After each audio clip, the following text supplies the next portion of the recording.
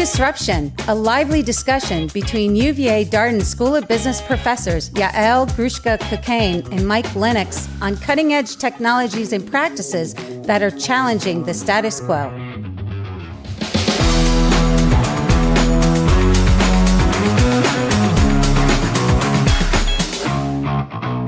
Hello, Yael. Hey, Mike. How's it going? It's going really well. I have a question for you. Yes, shoot. When the hot days of summer hit, what do you do to stay cool during the hot days of summer? Either I stay inside where there's AC, or I go to the swimming pool, or I go to the cinema, which is one of my favorite ways of avoiding heat. Ooh, and what makes the cinema a way to avoid the heat? The air conditioning and the darkness. All right. So you can probably guess by now I'm fishing a little bit because this idea that when it gets hot out, man, thank goodness for air conditioning, right? I know. Especially down here in the South where we are at UVA, I don't know if we could survive without air conditioning. Not in the height of the summer, that's for sure. Absolutely. So today we're going to talk about where does that energy come from that gives us all these wonderful things like electricity. And in particular, I want to talk about a phenomenon, if you will, called distributed energy. Have you heard this term at all? I have, but maybe you can tell us a little bit about what is it that specifically you're referring to in terms of distributed, and why is this a disruption? Yeah, well, we got to determine whether it's a disruption. Maybe, who knows? Maybe we'll decide it's not a disruption. Fair enough. But basically, if you think about the way our electricity historically has been generated, you would have an electric utility. That electric utility would generate electricity. Maybe it's through a coal-fired plant. Maybe it's through a natural gas plant. Maybe it's something new, like put in a bunch of wind farms and the like. They generate that electricity. They distribute it across the electrical grid, and then eventually those wires go to your home and fire up the air conditioner that provides you your air conditioning. And so when you think about that process, it's a very vertically integrated process where the utility is the generator, distributor, and then you're the customer of that utility. When you say vertically integrated, what specifically do you mean? Meaning one company that controls all the different touch points? Exactly. They own the relationship with the customer. They own the distribution lines. They own the generation sources. Perfect. Yep. So what distributed energy is referring to is the increased number of sources of electricity that could be plugged into the grid. And so while historically there might be a few thousand sources of electricity generation in the United States, again, different power plants and the like, we're increasingly now seeing solar installations on people's homes, or wind installations that are small scale, commercial development that's using some of these technologies, battery technologies on the grid, even things like electric vehicles, which could be obviously both consuming electricity, but also a source of electricity. And as a result, what was not a simple system, actually a pretty complex system, is getting even more complex now, with millions of different point sources of electrical generation in a distributed fashion on the grid.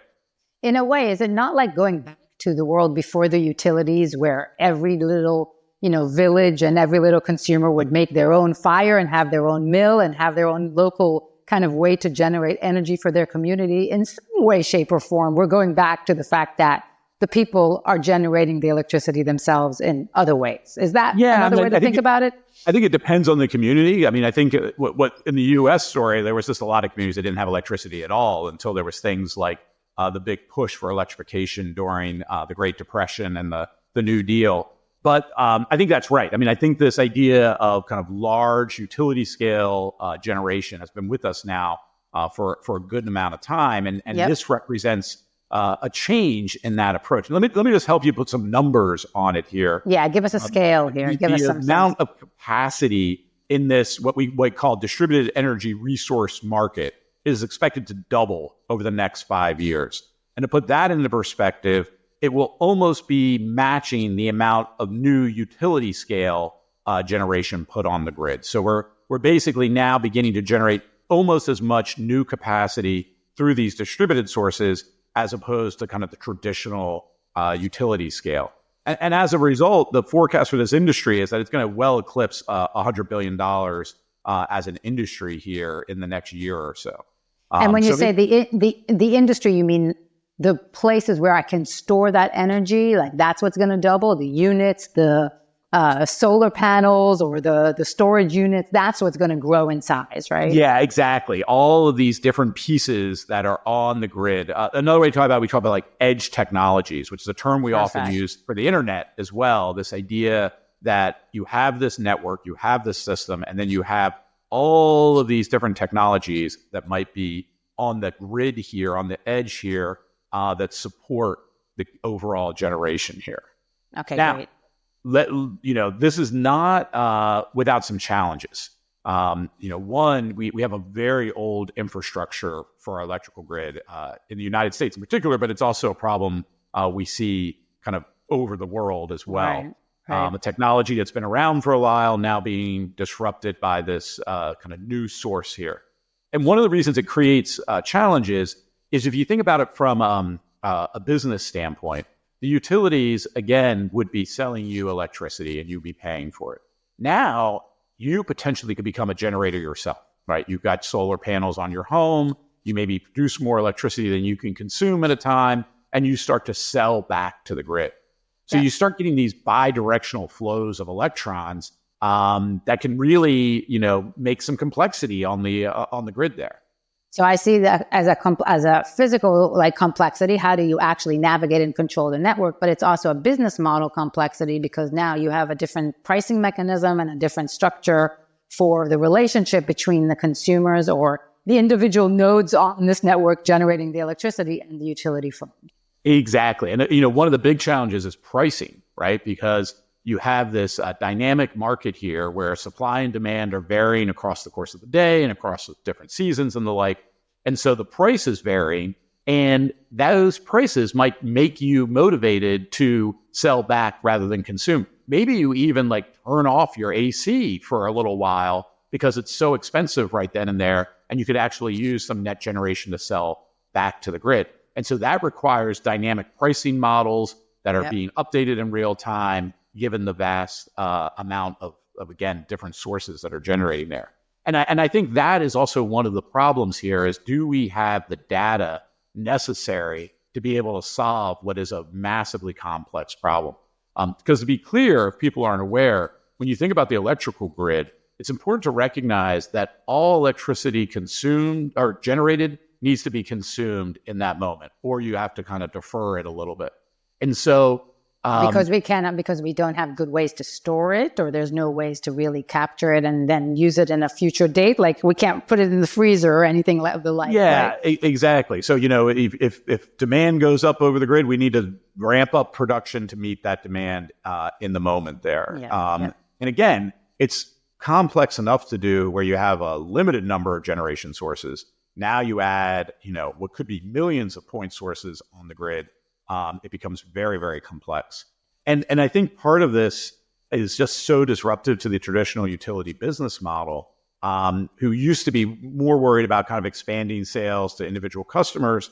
And now they have to be worried about, hey, maybe my customer is actually in some ways a competitor of ours because they're now generating their own electricity. And I think what a lot of utilities worry about is that these customers are going to be able to kind of not use them anymore, right? They're going to generate their own power. And how is that going to affect their sales? And we can see that already more and more, at least in the U.S. And my next question would be about the global impact here. But we do hear in the U.S. more and more about individuals who are living on their own grid and their own electricity, and they don't require the connectivity in the same way that you and I have our own well, and then we don't require connection to the water resources of the city or of the county. Yeah, you think about the terminology, off the grid. It used to be when you were off the grid, right? You didn't have your cell phone with you. You didn't have. Now you can live off the grid and have all those modern amenities that we come so dear to us here. And so it is kind of fundamentally changing that. And I think what's really maybe exciting is this is creating whole new markets, new technologies that help manage some of these flows. If you think about a company like Google, who owns Nest, these are control systems for your home that allows, because they're digitally enabled and tied into Wi-Fi, for some creative ways to manage your electrical usage in your home to meet some of these kind of evolving needs in the overall grid. Yeah. Tell me about the international kind of perspective here. Is it mostly in the U.S. or in Europe and the U.S.? Are we seeing pockets of activity? I mean, you mentioned solar as a good source of energy. Is this something that countries with a lot of sun exposure benefit from and can actually capitalize on more than some other countries? Is there a strategic or geographical advantage for certain places? Well, it is absolutely true that like solar is more useful in certain areas than it is in others based on the intensity of the sun or even the angle of the sun. But it's interesting. I don't know if it necessarily maps onto what we've seen. So, for example, Germany, which created what we call a feed-in tariff, which created incentives to put solar on people's homes, has been a big adopter of solar, distributed solar. Yeah. California has a number of incentives to encourage homeowners to put solar panels on their roofs and adopt batteries and for backup storage and the like. So some of it's driven as much by policy as it is by necessarily the conditions in the world. I think there's also interesting opportunities in certain parts of the world who maybe don't have as advanced systems as we see in Western Europe and the US, where maybe electricity isn't this 100% reliable source that we kind of come to depend on here. Now, these distributed sources could be ways of building resilience into your electrical system, right? I spent some time this past year. I think I told you I was in South Africa for a while. And in South Africa, they have very serious problems with load shedding and an inability to meet the demand. So I can imagine that a place like South Africa that does have access to some other natural resources might benefit from this tremendously once this technology is made available. Yeah. And look, even here in the United States, there's such an increased demand for things like data centers that, will that cause some issues here about who gets electricity and when? And again, distributed might be a way to help manage, again, those kind of loads and the like. Yep. What is the relationship here? Is this a private sector act? Is this mostly companies and companies trying to kind of experiment? Is this again all routes lead to Elon Musk with the innovation, or is this a governmental kind of push to kind of free the reliance on utility companies? How do you see it? Well, I think it's the answer is all of the above, but I think that's actually a great opportunity and segue for us to bring in an expert, because I think we need some expertise as always on our podcast, right, Yael? Yes, always. So what I'm going to do is I'm going to bring in Adam Sledd, who's the executive director of Dominion Energy's Innovation Center. Adam is a serial entrepreneur, angel investor, startup advisor. He has led multi-million-dollar grant projects for the U.S. DOE and national labs. And his organization is often bringing in companies, investing in them, bringing them to their accelerator and supporting them who are on the edge, who are dealing with and trying to solve some of these challenges with distributed energy. So let me bring in Adam. Adam, how are you doing today? Good. Hi, how are y'all doing? Hey, Adam, nice to meet you. Thank you for joining us. Absolutely. Thanks for having me.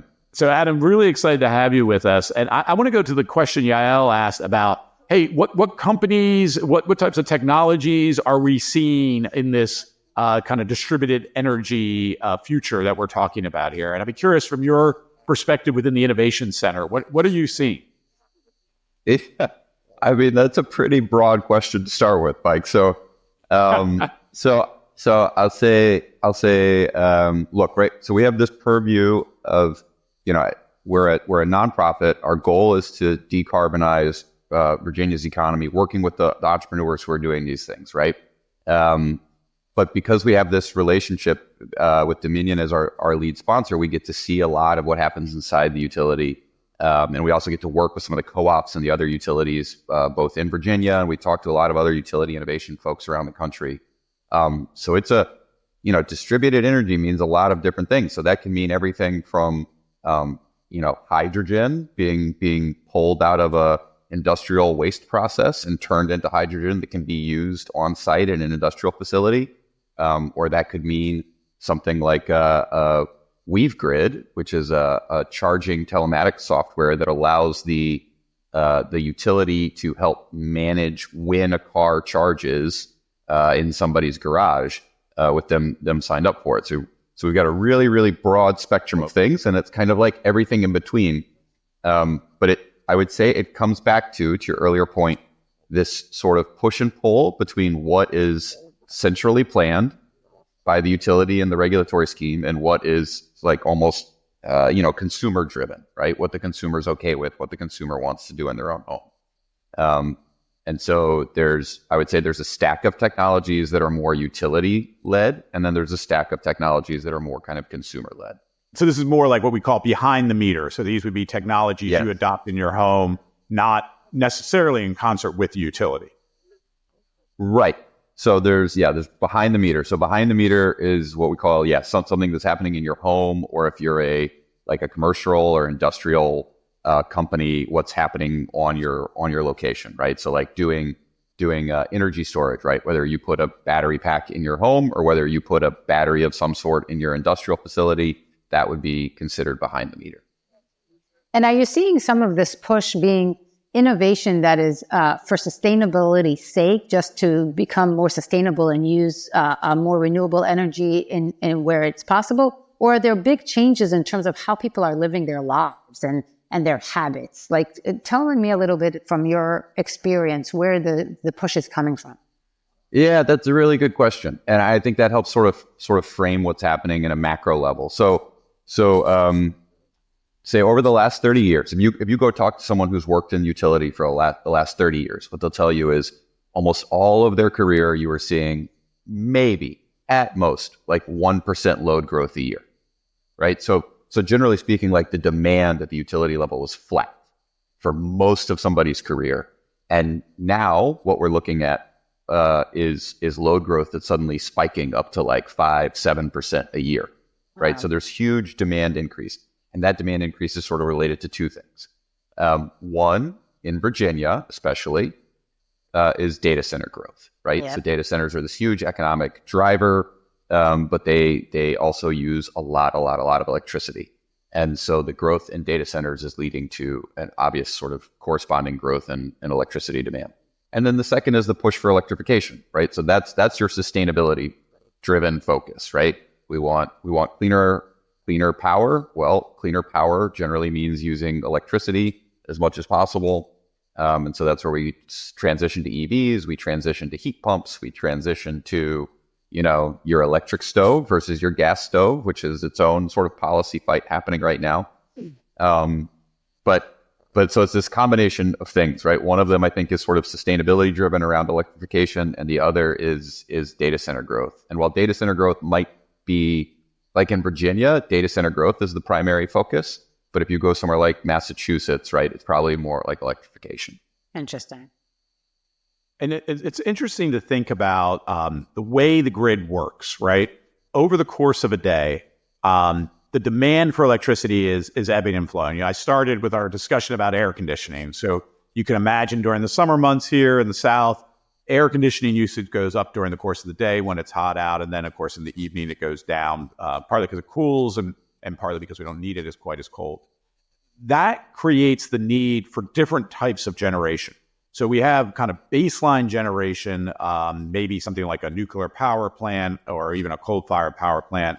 And then we have those that we can kind of scale quickly, which historically has been things like natural gas. And now we've got these things called renewables, which we have some limited control over because the sun only shines during parts of the day. The wind doesn't always blow.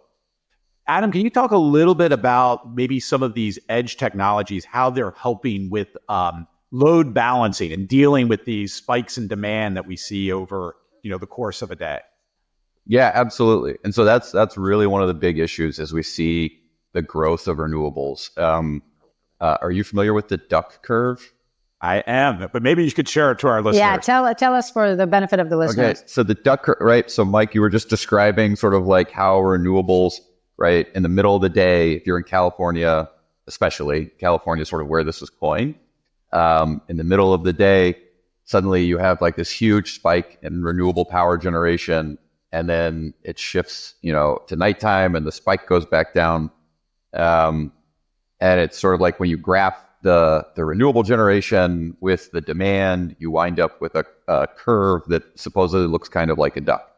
I think that's very interpretive of view.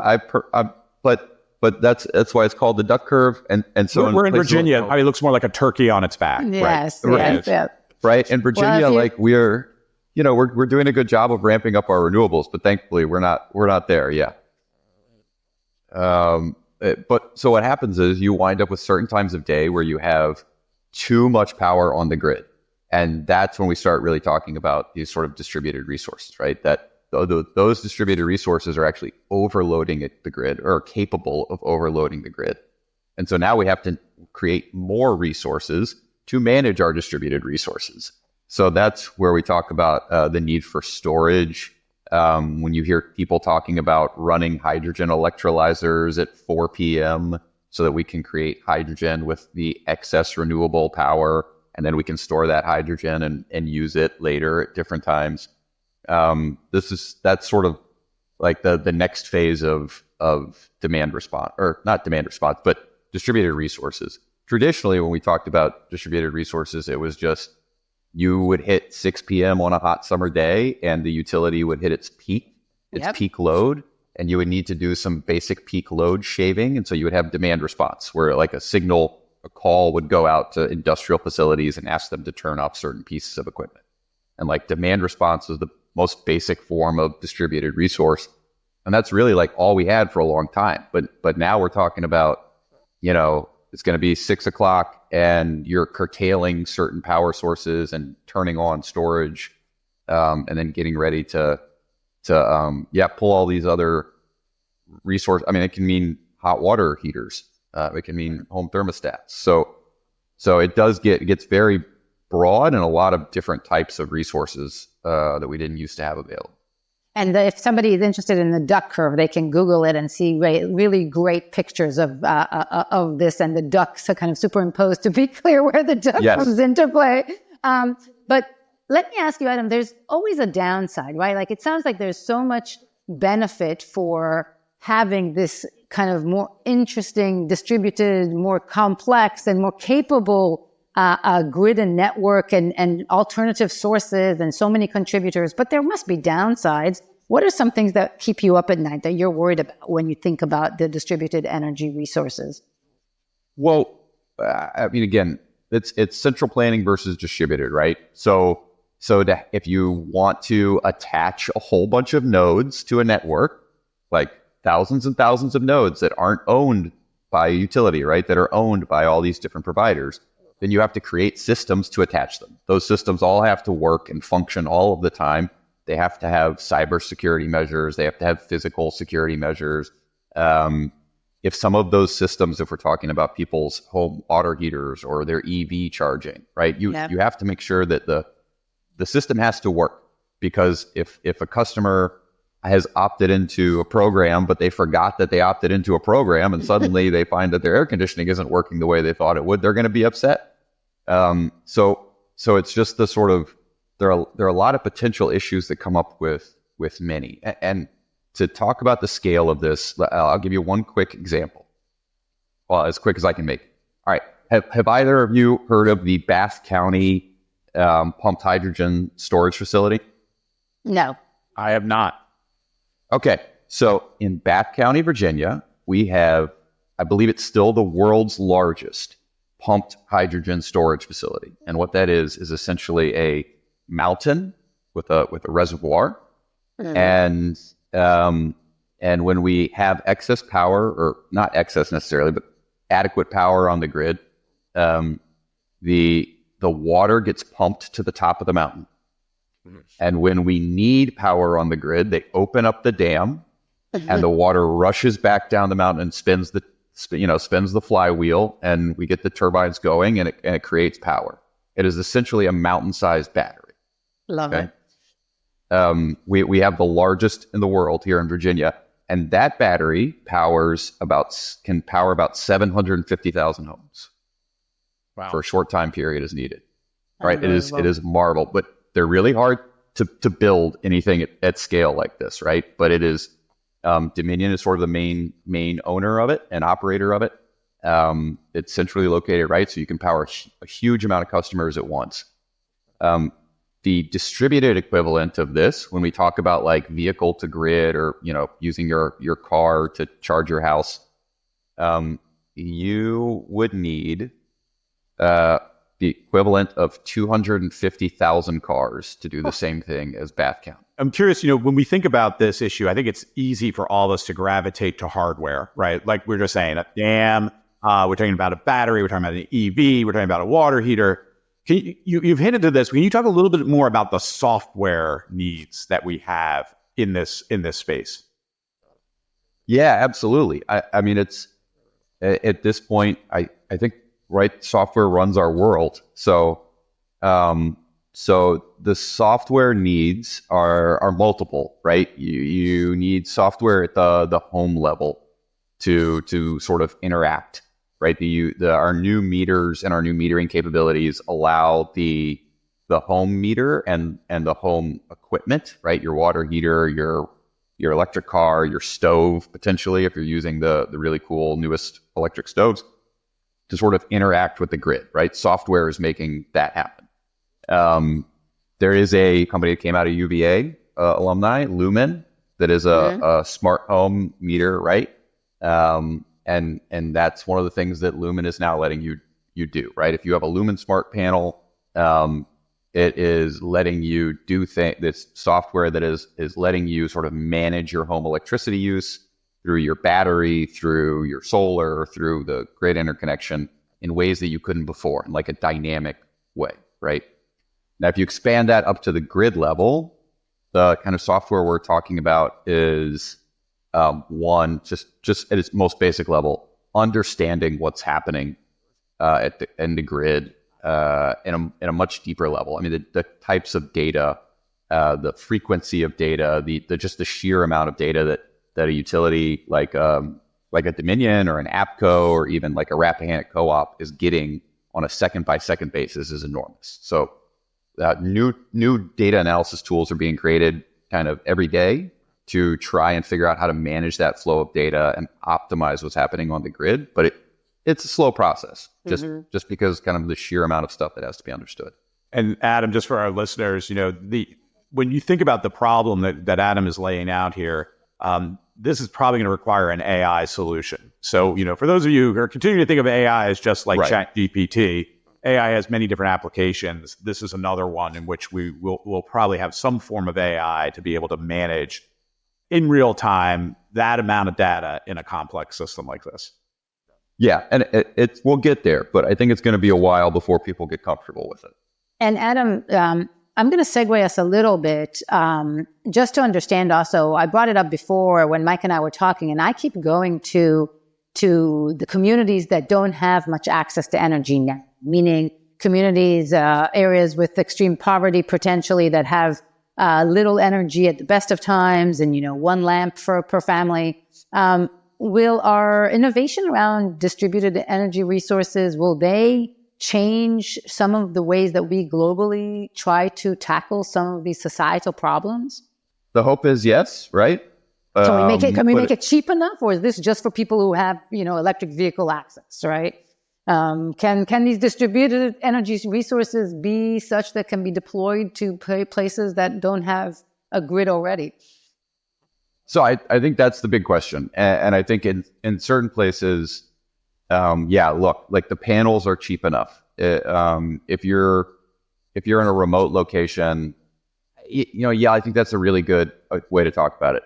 So some of these resources I think are better suited to remote locations, or, there are a lot of people doing interesting things with like improving the system in remote locations. And the simple reason is, like, if you talk to somebody who works at a rural electric co-op, they have a completely different problem from a Dominion, right? The Dominion, most of their customers are in urban settings. So the poles are very close together. The equipment's all pretty close together. When you get out to rural areas or areas that aren't as well serviced, you might have you have much longer spaces between poles. You have fewer customers with infrastructure. And so that's where I think the hope for more of this distributed stuff is how do we locate infrastructure, like smaller, cheaper, faster infrastructure in those more remote areas, and say add some resilience layers, like harden it, so it's sort of more wildfire proof or things like that. And that's where I think we are going to see more interesting things. There are a lot of people who are kind of proposing distributed resources for urban areas that I think probably won't make sense from a business model perspective, but might make sense in a more rural or developing area. It's interesting because when I think about the history of solar energy, some of the earliest applications of solar were in essence to deal with the types of problems you were just laying out there, right? Like marine solar, right? Like the use of solar for boating goes back for decades and decades. So we see a lot of the stuff that we see. This isn't necessarily a distributed resource, but like working on hardening power lines, making power lines more conductive, reducing line loss, reducing or like sensors that can tell us what's happening with a power line at any given moment to moment. That takes on extra importance in a rural setting because it's harder to send a truck out, right? It's harder to send a person to go fix a thing if it's 50 miles outside the city. So the more we can get sort of sensors and other kinds of information to help us understand what's happening, say those last mile locations, the better we can help the people who aren't in a developed, highly concentrated urban spot. It makes me think of what's happened with telecommunications in places like Africa, where they basically just leapfrogged the traditional landline infrastructure and went right to cellular. Do you think, Adam, there's like a similar analogy here, that there'll be places in the world where they kind of bypass the traditional, as I was calling it, vertically integrated type of production and just jump to designing systems to work for distributed resources? Yeah. I mean, look, somewhere like Puerto Rico, that makes a ton of sense, right? Mm-hmm. You don't have a ton of land mass, where you don't have a ton of land mass. And look, okay, closer to home, there's a lot more rooftop solar in DC than there is in, say, Richmond. And why is that? Right? Because in DC, they want to have renewable energy. They have a lot of roof space, but they don't have a lot of geographic area. Right. So you're going to get more distributed resource there. In Virginia, we have way more space to do utility scale implementations, right? So 5 megawatt plus solar farms. And so it's less of an issue here, right? We can put way more renewables on our grid here in Virginia, broadly speaking, because we have space, we have coastline to do offshore wind. And in Washington, D.C., you don't have the same. So you're more likely to do solar on every roof to get where you want to go. Great. Well, Adam, I really appreciate you spending some time with us here. This has been incredibly helpful for us. And again, good luck with the work you're doing. And I'm excited to see some of the ventures that are coming out of your programs. Yeah, Adam, thank you so much, Adam. It was very helpful to hear you talk about it and to think about it. And it's exciting to know that the utilities are collaborating in such an entrepreneurial way with the private sector as well. Absolutely. Yael, Mike, thanks for having me. All right. It's that time in our podcast, Yael. We get to assess good, bad, or no disruption. What do you think? I'm too deep in this. You know where I'm right. Nobody needs to guess too hard where you're going to come down at it. Well, it's interesting. I was going to ask you, reflecting on our conversation with Adam and in general, just what we've talked about today, I do worry a little bit that it's still focused on the haves and haves not, meaning people are excited about this and exciting new technology and capabilities. People can do more by themselves at their homes and contribute back and generate electricity in this way. And the distributed energy phenomenon, is it going to be limited to certain regions of the world? Are we addressing the big problems of society this way? Or is it going to be focal? Like that's still top of mind for me. And I know that you're going to take us down in a positive way, but it just disturbs me a little bit. Well. Yeah, maybe because of my experience in South Africa and seeing that, the whole country has to shut down every day. Like they just don't have enough electricity to power the entire country, and it's a big problem for productivity at a very, very basic kind of level. And to think that we're so, leaps and bounds ahead of that and we have so many more capabilities that somehow are not reaching globally to places that need it is a little bit frustrating. And I'll answer your question here in kind of two ways. I mean, I think one, is there a risk that those with the means to, buy these types of systems, and they are expensive, especially for like the individual consumer, is going to create more inequality? I think that's a valid question. I think where we get hopefully more towards a solution is the network piece of this. So like what we don't want to happen is everybody putting on solar and putting batteries on their home and then basically disconnecting from the grid. Right. Because that then does, I think, go directly to what you're saying, that there'll be haves and have-nots, and those who can afford it, we can have great electricity and cheap electricity, and others may not. I think when we then maybe require it or it is tied into the grid, then these efficiency issues that we were talking about come into play here. And it can actually help everyone. So if you have a solar panel on your home and batteries in your home and you're generating excess energy, you could actually be solving someone else's electrical needs. Nice. And so in that way, it could be a rising tide, rises all boats here. But it would require that everybody is connecting to the grid and we solve this distributed energy coordination problem. And so and this is maybe where Adam comes in specifically, or examples of Adam's kind of function in organizations like Dominion Energy, where it is the utility companies and the grid and access to the network that is already there that's trying to embrace this new innovation and learn how to push its capabilities that maybe can then bring that to other places around the world. Yeah. And I always say, I think the utility of the future will be a two-sided market maker, whereas historically they've generated and then sold, as I've mentioned before. Now they're going to be constantly mediating relationships between individual users and generators of electricity. And the same user might be a generator at certain points of the day and vice versa.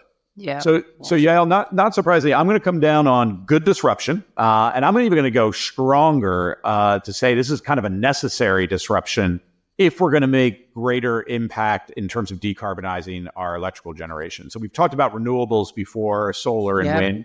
The intermittency issue is huge. We talked about this on a previous podcast. This, in essence, is a way to begin to solve some of those issues with renewable energy. So I think if we want to try to decarbonize, this distributed energy resources is going to be critically important to do so. Well, you're almost describing it as a necessary condition, thinking about it as a sufficient and necessary condition. Like you're saying, this has to happen. We have to figure this out. We have to learn how to expand our capability and what our grid can and cannot do in order to really get to a point where we are protecting our environment for the longer term of humanity. Exactly. So where do you stand? Good, bad, or no? I don't think I can say bad. I have to say good. I think one piece that maybe I'm debating is around the disruption aspect, meaning typically when we talk about disruption, something else disappears. What is it that we're disrupting? Is it coal? Is it carbon use? What is it? What are we disrupting completely? Yeah, that's a great point, because I've made this observation that utilities, they're quasi monopolies, they're natural monopolies. They aren't really at threat of going away here. They're actually critically necessary in the transition. I think you're absolutely right. Like, coal producers, others, they might be disrupted here. And in a way that's already happened. I feel like some of that potentially has already happened. That's right. It's happened on the utility scale here. Yeah. I think the other interesting disruption is what's happening like in the home, the way you think about your home and what it is, how it is a consumer of electricity, but a generator as well, creates all these kind of interesting opportunities that are already disrupting things like the home control market, HVAC market, even things like just the control systems in general in your home, like your devices, as we were saying, your dishwasher, your refrigerator. All of that could be integrated into a network to kind of help solve some of these problems. Yeah, and for me, that's a disruption in the sense of awareness and just the way that individuals take ownership and care about their choices. And so from that perspective, the individual behavior, the changes that we already are seeing and will see as folks generate the electricity, monitor it, care about it, contribute, and raise their awareness, I think is a good thing. Yeah. Well, I think it's a good note to end on there. As always, thank you to our producer, Gary, and to our lead researcher, Becky, who is an expert in this area herself. So thank you, Becky, for all your work in making us sound smart here. Thank you for joining us on Good Disruption. And go and generate some energy in some way, shape, or form. There you go.